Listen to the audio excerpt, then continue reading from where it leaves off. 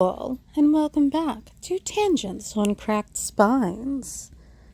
I do apologize that my Halloween special is being uploaded so late, but October wound up being a lot more chaotic than I had intended. See also, if my voice sounds a little off,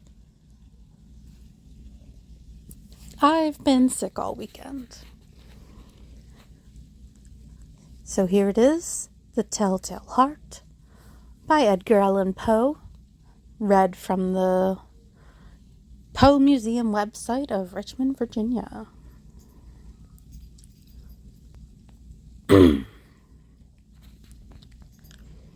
True, nervous, very, very dreadfully nervous I had been and am. But why will you say that I am mad? The disease had sharpened my senses, not destroyed, not dulled them. Above all was the sense of hearing acute. I heard all things in the heaven and in the earth. I heard many things in hell. How then am I mad? Hearken, and observe how healthily, how calmly I can tell you the whole story. It is impossible to say how first the idea entered my brain, but once conceived it haunted me day and night. Object there was none. Passion there was none. I loved the old man. He had never wronged me. He had never given me insult. For his gold I had no desire. I think it was his eye. Yes, it was this. One of his eyes resembled that of a vulture, a pale blue eye with a film over it. Whenever it fell upon me, my blood ran cold, and so by degrees, very gradually, I made up my mind to take the life of the old man, and thus rid myself of the eye forever. Oh yeah, I forgot my normal disclaimer. Just because I read things in the public domain does not mean that they are PC or lack violence. So listener discretion is advised. Better late than ever? Now this is the point. You fancy me mad. Madmen know nothing, but you should have seen me. You should have seen how wisely I proceeded, with what caution, with what foresight, with what dissimulation I went to work. I was never kinder to the old man than during the whole week before I killed him. And every night, about midnight, I turned the latch of his door and opened it, oh, so gently. And then, when I made an opening sufficient for my head, I put in a dark lantern, all closed so that no light shone out, and then I thrust in my head. Oh, you would have laughed to see how cunningly I thrust it in. I moved it slowly, very slowly, so that I might not disturb the old man's sleep. It took me an hour to place my whole head within the opening so far that I could see him as he lay upon his bed. He's got far more patience than I do. Ha! Would a madman have been so wise as this? And then, when my head was well in the room, I undid the lantern cautiously. Oh, so cautiously. Cautiously, for the hinges creaked. I undid it just so much that a single thin ray fell upon the vulture eye. And this I did for 7 long nights. Every night, just at midnight. But I found the eye always closed, and so it was impossible to do the work, for it was not the old man who vexed me, but his evil eye. And every morning, when the day broke, I went boldly into the chamber and spoke courageously to him, calling him by name in a hearty tone, and inquiring how he had passed the night.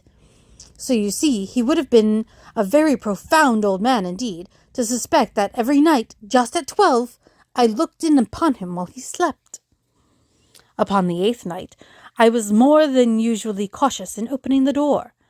A watch's minute hand moves more quickly than did mine.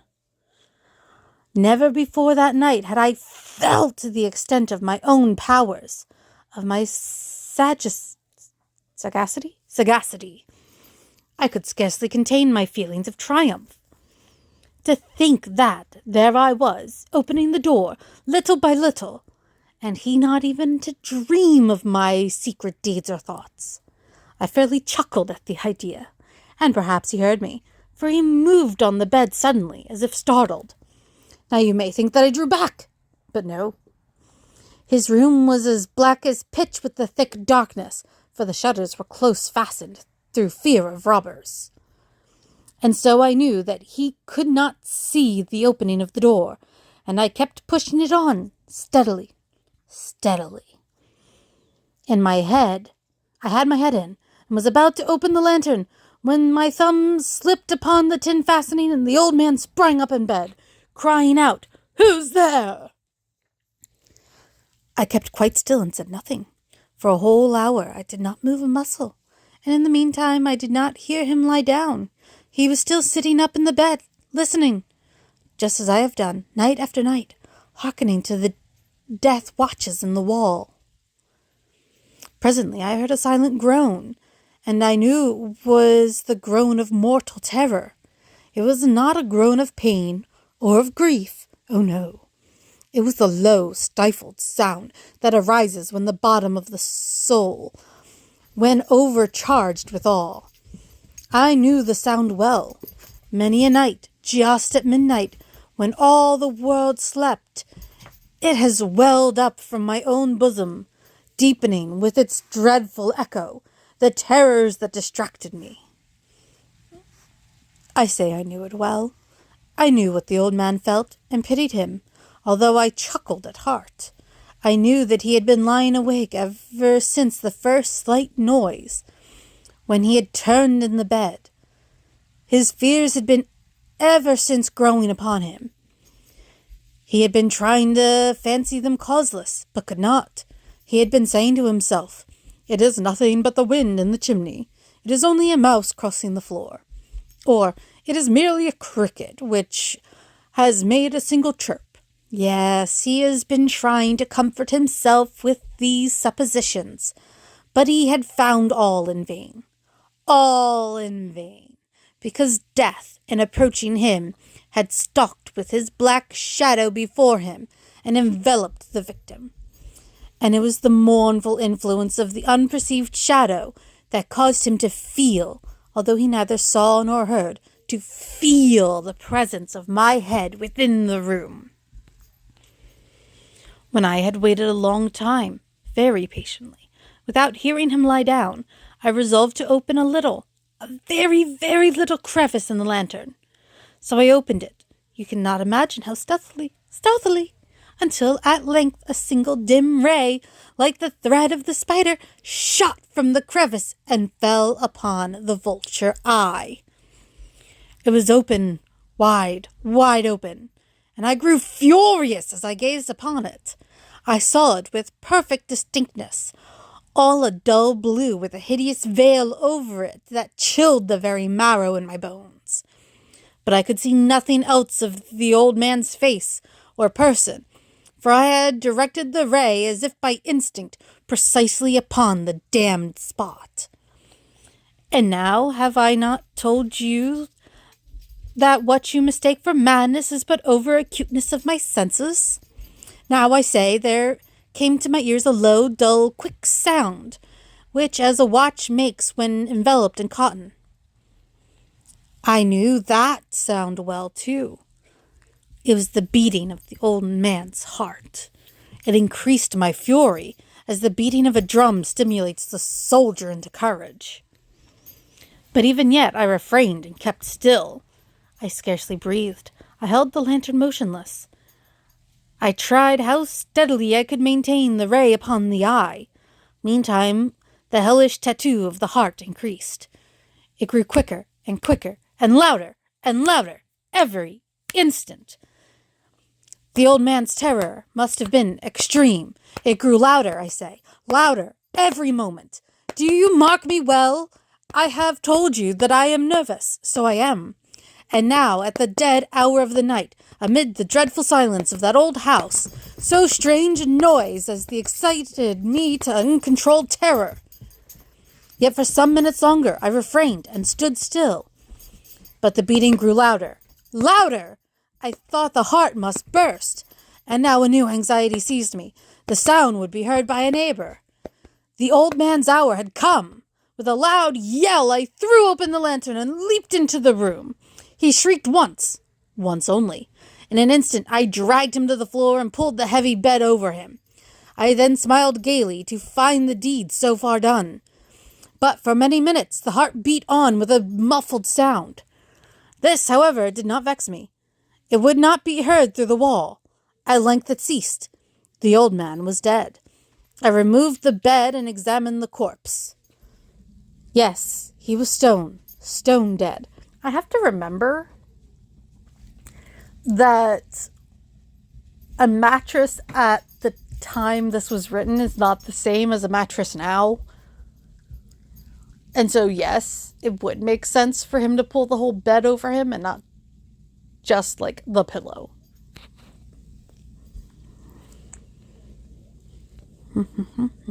I placed my hand upon the heart and held it there many minutes. There was no pulsation. He was stone dead. His eye would trouble me no more. If still you think me mad, you will think so no longer when I describe the wise precautions I took for the concealment of the body. The night waned, and I worked hastily, but in silence. First of all, I dismembered the corpse. I cut off the head and the arms and the legs. I then took up 3 planks from the flooring of the chamber and deposited all between the scantlings. I then replaced the boards so cleverly, so cunningly, that no human eye, not even his, could have detected anything wrong. There was nothing to wash out, no stain of any kind, no blood spot whatever. I had been too wary for that. A tub had caught all. When I had made an end of these labors, it was 4 o'clock, still dark as midnight. As the bells sounded the hour, there came a knocking at the street door. I went down to open it with a light heart, for what had I now to fear? There entered 3 men, who introduced themselves, with perfect suavity, as officers of the police. A shriek had been heard by a neighbor during the night. Suspicion of foul play had been aroused. Information had been lodged at the police office, and they, the officers, had been deputed to search the premises. I smiled, for what had I to fear? I bade the gentleman welcome. The shriek, I said, was my own in a dream. The old man, I mentioned, was absent in the country. I took my visitors all over the house. I bade them search, and search well. I led them at length to his chamber.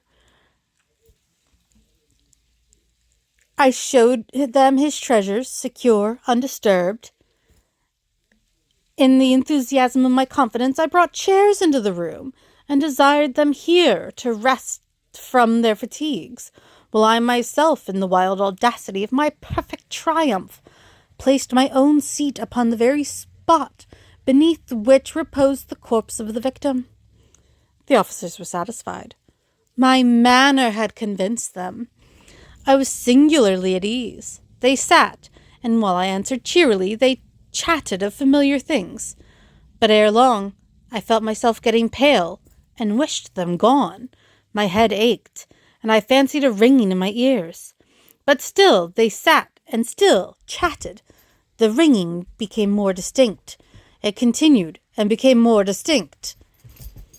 I talked more freely to get rid of the feeling, but it continued and gained definitiveness until, at length, I found that the news was not within my ears. No doubt I now grew very pale, but I talked more fluently and with a heightened voice, yet the sound increased.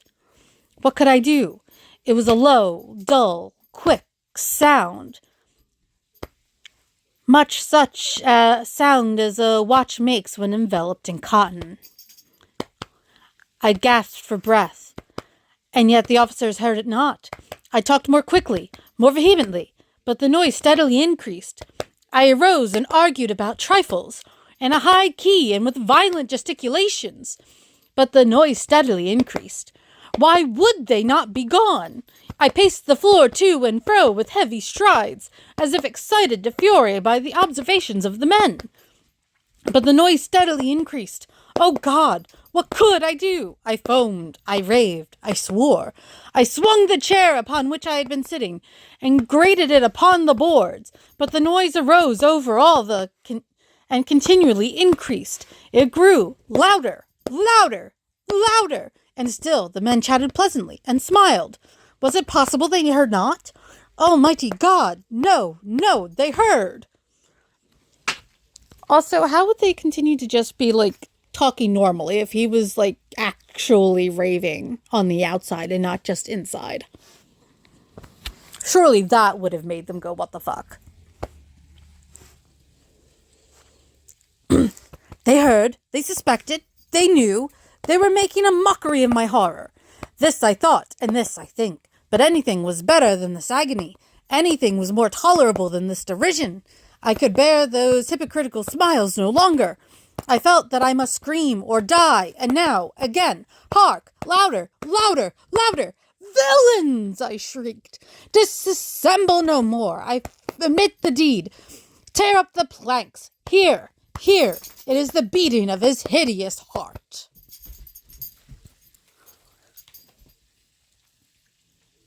And with that, we conclude The Telltale Heart by Edgar Allan Poe, published in January 1843, and if you were watching on YouTube, illustrated by Harry Clark. Thank you for listening to this belated Halloween special from the Poe Museum. Ta-ta!